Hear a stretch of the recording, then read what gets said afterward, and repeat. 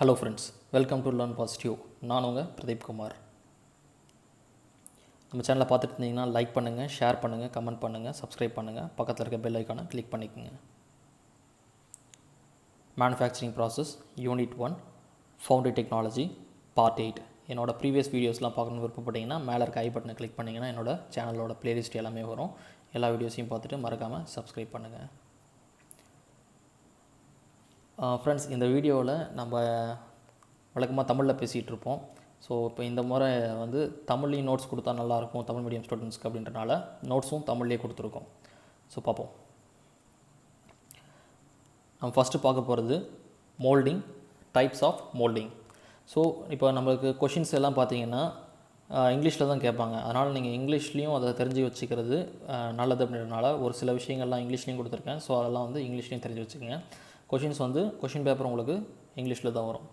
So types of moulding, மோல்டிங்கோட வகைகள். So green sand moulding, பச்சை மணல் மோல்டிங். அதாவது பச்சை மணல் அப்படின்றத வந்து தப்பாக நினச்சிக்க வேண்டாம். அதாவது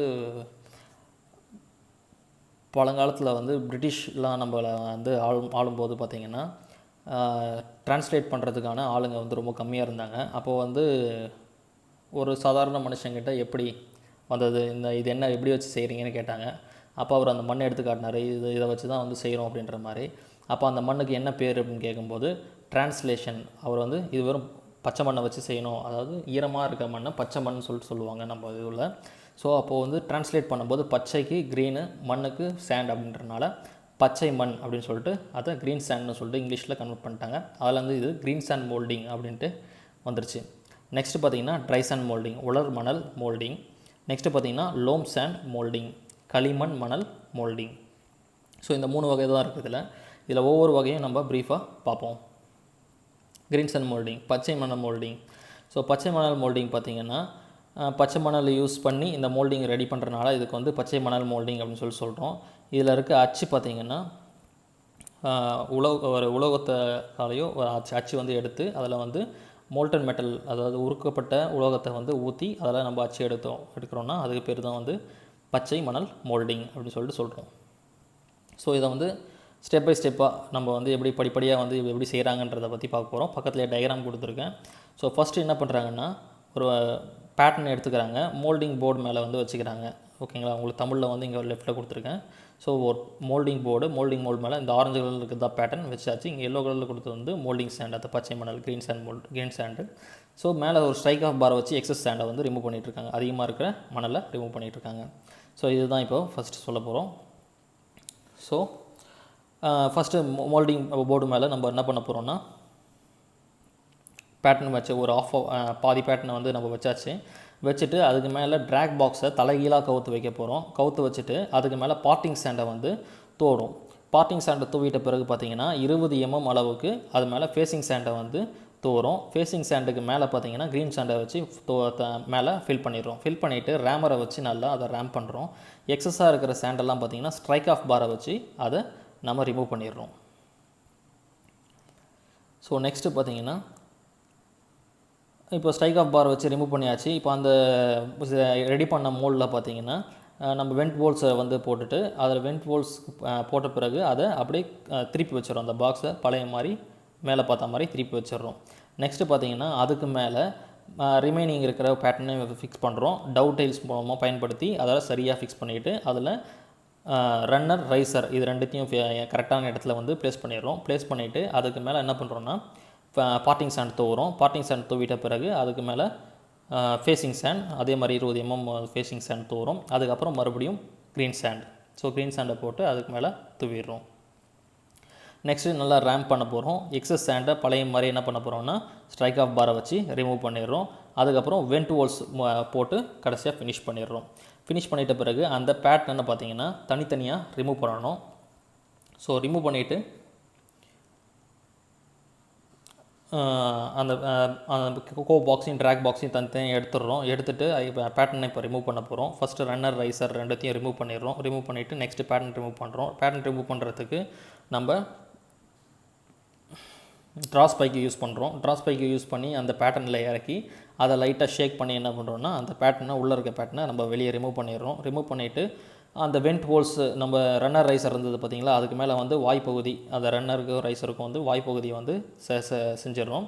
செஞ்சுட்டு மறுபடியும் அந்த மோல்டிங் பாக்ஸை பழைய எடுத்து ரன்னர் ரைசரையும் இருக்க கோப் பாக்ஸையும் ட்ராக் பாக்ஸையும் சரியான பொசிஷனில் வச்சிடுறோம்.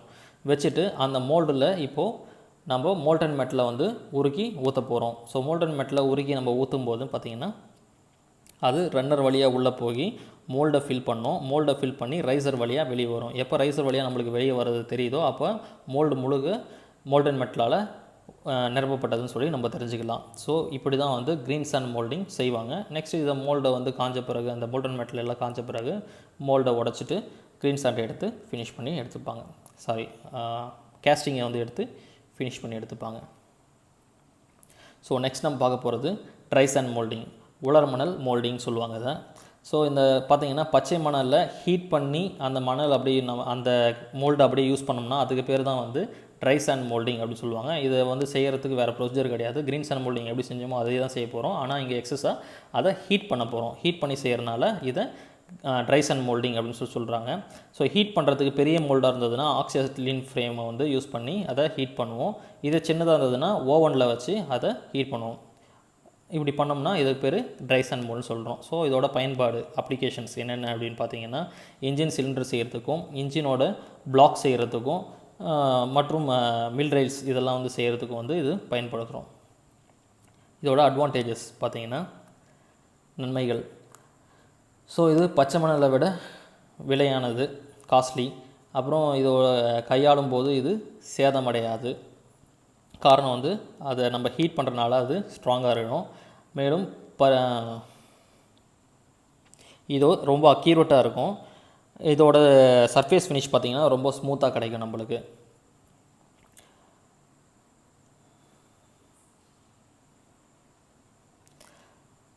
நெக்ஸ்ட்டு பார்த்திங்கன்னா டிஸ்அட்வான்டேஜ், குறைபாடுகள்.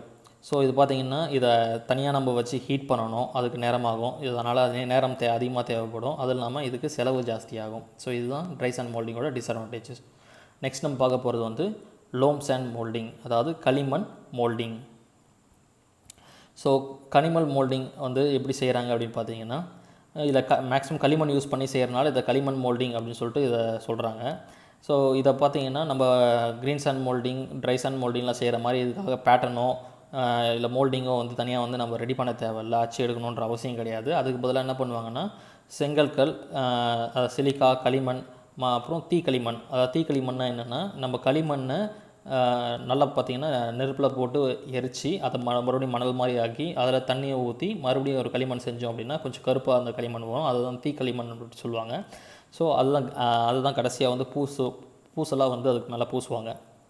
ஸோ இதை மூணுத்தையும் பயன்படுத்தி தான் வந்து இந்த மோல்டு செய்ய போகிறாங்க. இதை பார்த்திங்கன்னா செங்கல்லையும் இரும்பு ஃப்ரேமையும் வச்சு இப்போ என்ன பண்ணுவாங்கன்னா, நம்மளுக்கு என்ன ஷேப் வேணுமோ அந்த மாதிரி ஷேப்புக்கு ரெடி பண்ணிவிட்டு அதுக்கு மேலே என்ன பண்ணுவாங்கன்னா இதை களிமண் பூச்சை வந்து செயல்படுத்துவாங்க. நெக்ஸ்ட்டு பார்த்திங்கன்னா அதில் தேவையான அளவு களிமண் பூச்சி அதெல்லாம் போட்ட பிறகு லைட்டாக அந்த மோல்டை ஹீட் பண்ணுவாங்க. ஹீட் பண்ணி அதோட அச்சை வந்து ஊற்றி வார்வு எடுப்பாங்க. ஸோ இந்த களிமண் அச்சு பார்த்திங்கன்னா இது நிறைய விஷயத்துக்காக பயன்படுத்துகிறாங்க.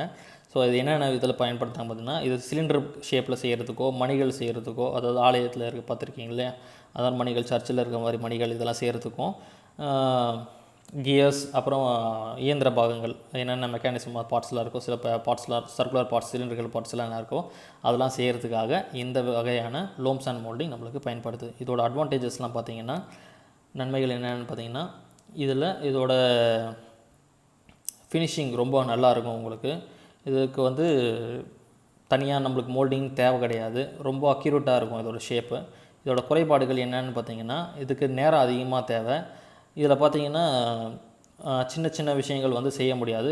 பெரிய பெரிய மோல்டிங் மட்டும்தான் இதில் வந்து செய்ய முடியும். இதுக்கு திறமையான ஊழியர் வந்து தேவைப்படுவாங்க. ஸ்கில்டு லேபர்ஸ் வந்து கண்டிப்பாக தேவைப்படுவாங்க.